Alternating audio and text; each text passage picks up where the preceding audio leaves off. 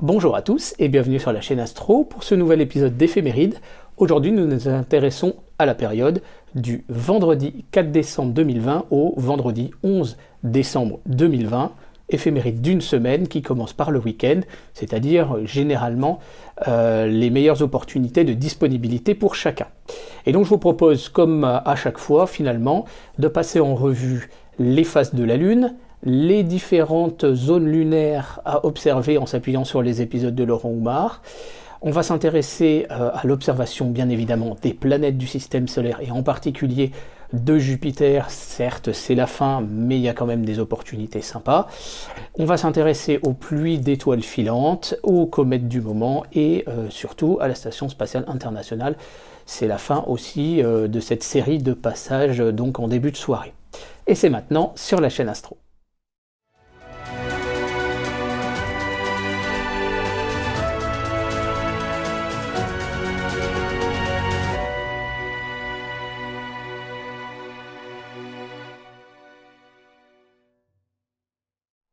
Alors je vous propose de commencer dans un premier temps avec le logiciel Sky Safari. Alors vous pouvez utiliser Célestron Sky Portal qui est gratuit. Globalement vous allez retrouver à peu près les mêmes choses. Déjà avec une présentation à peu près de la configuration des planètes. Donc ce vendredi 4 au soir à 18h, vous avez entre le sud et le sud-ouest, vous avez bien évidemment Jupiter et Saturne. Pluton se trouve non loin non plus, il est toujours possible de la photographier à l'aide de mon tutoriel, mais on s'intéressera à Jupiter et Saturne et je vous donne d'ailleurs rendez-vous a priori ce soir, samedi soir je ne sais pas dire non plus, mais en tout cas ce soir et samedi soir je verrai s'il n'y a pas une opportunité sympa de vous faire un live. Neptune se trouve toujours donc dans la constellation du Verseau, là toujours le bug de Sky Safari. Elle est à proximité d'une étoile qui est quand même visible, il me semble qu'elle est visible à l'œil nu sous un bon ciel ici. Donc il y a une bonne opportunité pour la trouver. Vous avez Mars dans la constellation des Poissons, cette fois le nom il est bon. Et vous avez bien évidemment la suite donc de la nuit. Donc si on se positionne par exemple à 22h, vous voyez que plein sud, 21h, 22h, vous avez Mars qui est vraiment rayonnante. Vous avez Uranus qui se trouve entre la constellation là aussi des Poissons et du Bélier. Donc si on regarde précisément Object Info, on va avoir l'information, elle est déjà dans le Bélier. Voilà, donc on la retrouve, Uranus, à partir de la tête de la baleine que vous avez ici. Ensuite, bien évidemment, nous avons la Lune qui est dans la constellation du Cancer, pas loin de M44 pour ce vendredi soir, donc à 22h. Et si en fait vous continuez, bien évidemment, au fur et à mesure de la nuit, eh bien vous allez avoir Mars qui va à un moment donné se coucher, bien évidemment. Et si on se positionne à 7h du matin, c'est-à-dire un petit peu avant le lever du soleil, vous avez Vénus qui apparaît. Alors Vénus, là, elle va aller pour passer son opposition supérieure, et donc en fait, vous voyez qu'elle commence à devenir finalement gibbeuse et pleine, et non plus du tout un croissant comme on peut l'avoir à d'autres opportunités. Voilà globalement le déroulement un petit peu de la nuit. Si on regarde maintenant cette fois la position de la Lune au fur et à mesure de jours de notre semaine, vous voyez que elle va évoluer progressivement jusqu'à se terminer par un fin petit croissant. Donc si on se positionne par exemple à 9h du matin, eh bien vous voyez que si on revient de quelques jours, on va revenir au samedi 5 au matin par exemple, eh bien elle est tout à fait observable de journée, à 33 degrés de hauteur, et donc là vous avez l'opportunité bien évidemment d'appliquer le tutoriel donc sur comment bien photographier la Lune en journée. Il est tout à fait possible de le faire avec un télescope ou avec un objectif d'appareil photo de longue focale. Par contre, il y a quand même du traitement un peu particulier à réaliser en raison de la très faible dynamique de contraste, vu qu'on a une addition de la lumière du jour qui est très importante. Voilà, donc ça c'est pour la présentation globale des planètes. Donc justement la Lune, nous l'avons vu, la Lune en fait, elle sera au dernier quartier le mercredi 8. Donc si on va au mercredi 8, vous voyez qu'elle se trouve là cette fois vraiment pleine sud-ouest au moment globalement du lever du soleil. Mais si on revient à 7h du matin, vous voyez qu'elle est plein sud. Donc ça veut dire qu'elle va commencer à devenir moins gênante, parce que si on se positionne même à 23h, elle n'est pas encore levée, donc on a des bonnes opportunités d'observation du ciel profond. Donc la Lune, proprement dite, si on se positionne cette fois, donc là j'ai pris minuit à peu près en heure arbitraire. Et donc si on se situe, donc, enfin on va mettre à 23h59 précisément pour garder les correspondances de jour.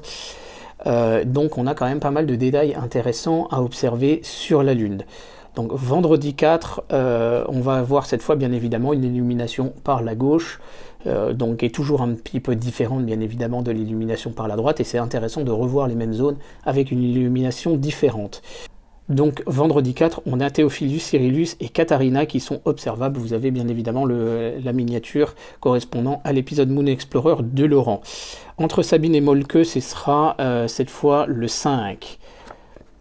Donc c'est la zone qui correspond à l'atterrissage d'Apollo 11. Ensuite vous avez la Rima Iginius qui sera observable le dimanche 6. La vallée alpine et le mur droit seront observables le lundi 7.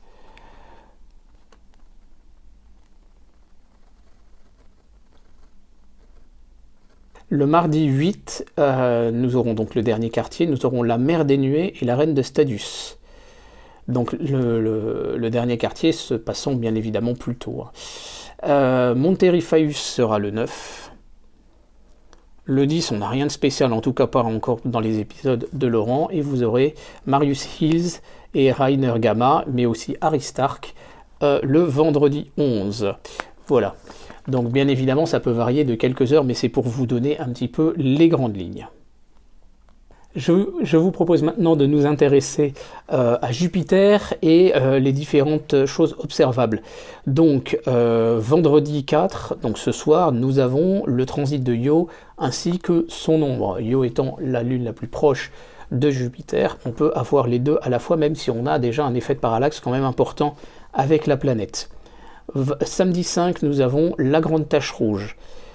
Nous avons un début de transit de Callisto le dimanche 6. Le lundi 7, nous avons la grande tache rouge avec un transit de Ganymède. Le mardi 8, nous avons rien de spécial. Mercredi, nous avons rien de spécial. Le vendredi 9, nous allons nous apprêter à avoir un transit de Europe, mais regardez la hauteur, en réalité on s'aperçoit qu'on est vraiment au ras de l'horizon quand elle commence à passer sur le disque, donc c'est pas observable. Jeudi 10, nous avons la grande tache rouge, alors il faudra vraiment pas tarder et attaquer vraiment à 17h30 tout pile, qui correspond plus ou moins à votre crépuscule civil. Et nous avons ensuite un début de transit de Io, observable donc le vendredi 11. Concernant les comètes, nous avons deux comètes actuellement observables. Alors nous avons, j'ai envie de dire la plus facilement observable, parce qu'observable en début de nuit, c'est 2020 M3. Donc avec Sky Safari, je ne pense pas que vous l'avez dans Celestron Sky Portal, vous pouvez rechercher directement une comète en tapant tout simplement son code. Il faut avoir fait la mise à jour, bien évidemment, des corps mineurs du système solaire. Et ensuite, une fois qu'on la sélectionne, eh bien, on peut la retrouver. Donc, ce soir, elle est à proximité de Bêta de la constellation du Taureau, mais en réalité, donc, on est au début de la constellation du Cocher, et on va la voir monter progressivement au fur et à mesure des jours. Vous voyez, elle va passer du côté de IC410, IC405, etc., de M38, au fur et à mesure de la semaine. Donc là, il y a des opportunités de photos vraiment sympas de cette zone-là. Je dis ça pour toi, notamment Nico Astro, parce que c'est une zone qu'on avait photographiée ensemble dans un de tes lives, et ça pourrait être sympa d'y revenir. Donc globalement, on a la période mardi, c'est surtout mercredi et jeudi où ça vaudra le coup d'aller la photographier. On n'a pas forcément besoin d'un très grand angle, hein, un Samyang 135 par exemple, ça fera parfaitement l'affaire. Ensuite, nous avons une deuxième comète qui est C2020 S3 cette fois. Celle-là, elle va être au matin, elle est dans la constellation du Scorpion et de la Balance en fait. Donc là, vous voyez qu'elle n'est pas observable dans cette configuration-là, donc on va se positionner au petit matin, et par contre on va revenir donc samedi 5 au matin à 6h du matin. Vous voyez que en fait elle est extrêmement basse. Bien évidemment à 7h du matin elle est au ras de l'horizon. Donc maintenant si on se positionne dans les jours suivants, vous voyez qu'elle se rapproche du soleil en réalité. Donc en fait, elle n'est pas observable malheureusement. Elle aurait été un petit peu observable la semaine dernière, mais vraiment très difficile. Si vous êtes dans l'hémisphère sud, c'est un peu plus facile quand même. Mais donc voilà, donc c'est 2020 S3 est plus lumineuse, mais malheureusement pas véritablement observable. Enfin, je vous propose de nous intéresser aux différentes pluies d'astéroïdes. On en a 3, dont voilà, elles ne sont pas extraordinairement denses, bien évidemment. Par contre, voilà, je vous les mets en évidence. Pourquoi? Parce que si jamais vous en voyez une, c'est pas forcément... Elle peut correspondre à plusieurs essaims différents sur la période, puisqu'on a les Poupides Vélides donc qui sont centrés sur le dimanche 6 avec 10 par heure pendant 14 jours. On a les monocérotides 2 par heure pendant 20 jours, et on a les Sigma hydrides 3 par heure pendant 12 jours, ça ce sera le 11. Donc bien évidemment, ça peut différer. Donc dans Sky Safari, vous pouvez les avoir, il suffit de faire rechercher, et là vous allez avoir normalement les essaims météoritiques. Et vous avez à droite les codes en question.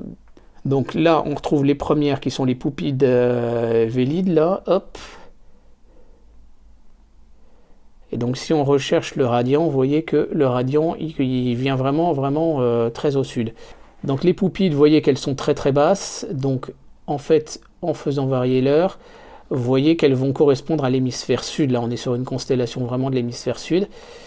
On n'aura pas forcément grand-chose étant, par exemple, en France. Les deuxièmes, les monothérotides, donc on va aller les rechercher là aussi. Même chose, on va y aller par la barre de droite, monothérotides là, ici.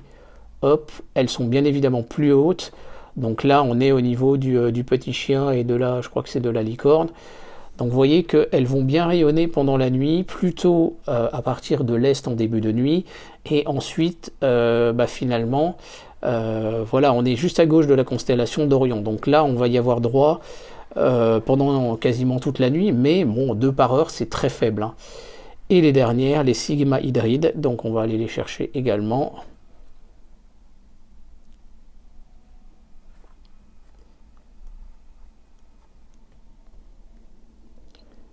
Et donc on est en dessous de la constellation du Crabe, là, donc on est plutôt quand même au milieu de la nuit pour pouvoir les avoir, et la même chose, ça commencera à venir depuis l'Est finalement sur l'ensemble de la voûte céleste. On termine désormais avec bien évidemment les passages de la Station Spatiale Internationale. Elle est toujours observable en début de soirée. En fonction de votre localisation géographique, elle sera plus ou moins haute, donc je vous renvoie bien sûr au site donc Heaven Above, dans lequel vous donnez votre localisation géographique, et là vous aurez la précision des passages à la minute près, voire même à la seconde près, par rapport à votre localisation géographique et la voûte céleste donc à cet instant de ce passage. Et donc vous avez bien évidemment les tutoriels sur la chaîne là aussi pour pouvoir vous lancer à la photo. Il y en a certains qui l'ont fait avec tout simplement un appareil photo et un objectif de très très longue focale. Donc si l'objectif est plutôt d'assez bonne qualité, vous pouvez faire quelque chose de vraiment sympa. Voilà, je pense qu'on a fait le tour de ces éphémérides, j'espère que ça vous permettra de profiter d'autant plus du ciel. En tout cas, il y a pas mal de choses observables. Je vous donne rendez-vous donc peut-être ce soir vendredi pour un live, peut-être samedi soir pour un live également. Malheureusement, les photos du live, j'ai eu un petit problème sur mon disque dur. Les photos du live de samedi dernier, je ne peux pas les traiter parce que j'ai tout perdu. Bon, c'est pas grave, c'est juste une session, il vaut mieux ça que de perdre un disque dur entier. Donc j'attends d'autant plus avec impatience donc les lives potentiellement de ce week-end. Je continue à réitérer mon appel. Donc vous savez que le 21 décembre, on a la conjonction Jupiter-Saturne qui sera très intéressante. J'irai avec le Slim 400 avec tout le matériel pour la photographier correctement, mais j'ai besoin potentiellement d'être hébergé chez quelqu'un qui a un ciel très très dégagé par chez lui. Il y aura les situations, vous savez, de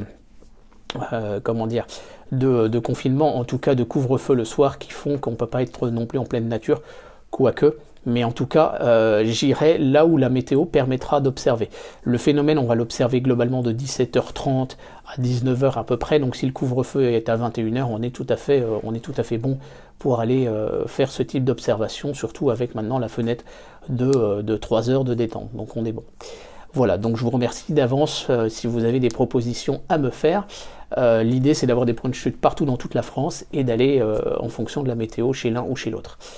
N'hésitez pas donc à partager cet épisode autour de vous, et je vous dis à très bientôt sur la chaîne Astro, probablement dimanche prochain, donc pour un petit épisode qui devrait être assez sympa. Merci, au revoir.